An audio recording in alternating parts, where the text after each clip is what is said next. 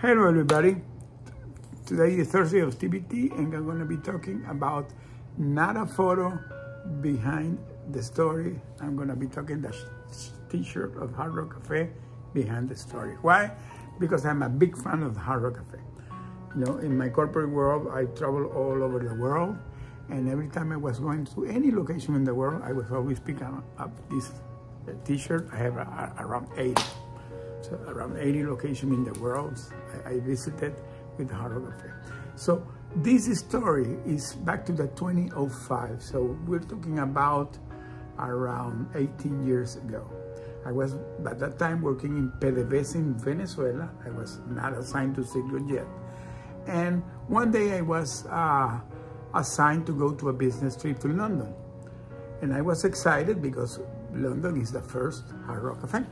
So I said, wow, okay, I'm gonna do it. So I was all the week in these meetings, and that came Friday night, and I had to travel Sunday morning back to Caracas. So I decided, oh, wow, tomorrow I'm gonna go to the Hard Rock Cafe. So I decided to take one of these double-decker, you know, and those hop on, hop off. So I told the chauffeur, the driver, hey, can you let me near to the Hard Rock Cafe? The one that is in the Piccadilly Circus? And he said, yeah, of course, yeah. So he led me and he put me in the corner and he said, okay, there is the Hard Rock Cafe. He was like, I don't know, 800 meters from there. Can you imagine that was a Saturday, 11 a.m. in the morning, London, everything was closed, no traffic, nobody, nothing was around. So I was, you know, it was a nice walk, was a nice weather. So I was walking to the Hard Rock Cafe, and you know, and there was this big wall going to the Hard Rock Cafe, and I was, you know, quietly thinking and walking, and suddenly appeared a guy sitting in the wall. And when I saw the face of the guy, he was like you know, these Hinduist guys from the India. So when I saw it, I got surprised because I didn't see that guy being there. And that guy suddenly said to me, hey, do you want me to tell you the future? And I began to laugh and got scared. I began to walk more, you know, more fast. I said, this guy's gonna steal me. And the guy continued walking behind me, and he continued saying that he wanted to tell me the future. And I was, well, what the heck is going with this guy, you know? And suddenly the guy said to me, I want to tell you the future, and your name of your wife is X. And when he said the name, it was the name of my wife.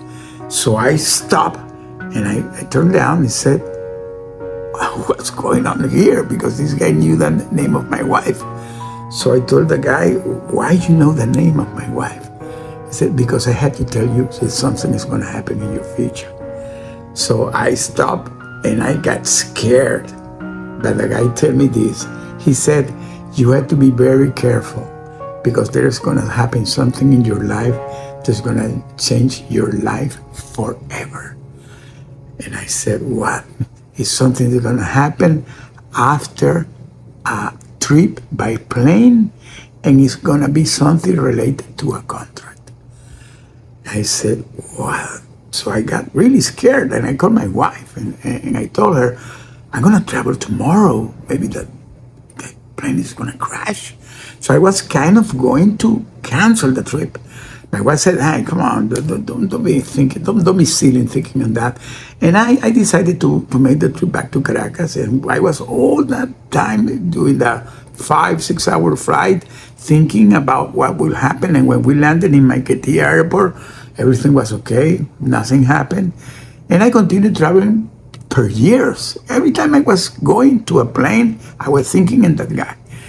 And it came years. And it came 18 years. And one day I received a phone call on a Saturday to have to go to a business trip to Caracas. And the other day I went to that business trip, and that became to be a settlement. And we was caught by that government because they were accusing about a contract, and we stayed during 5 years in jail as hostages. And that changed my life forever. So this was the story that I wanted to tell today to you. I know it's going to be surprising. I'm going to be telling that story with a lot of details in my book. But that's really true. That happened to me. And it happened 18 years before my situation happened to be hostage. So if you believe in fate, well, that happened to me. Thank you very much for hearing me. And remember, my motto in life is never give up, never lose faith. Thank you very much.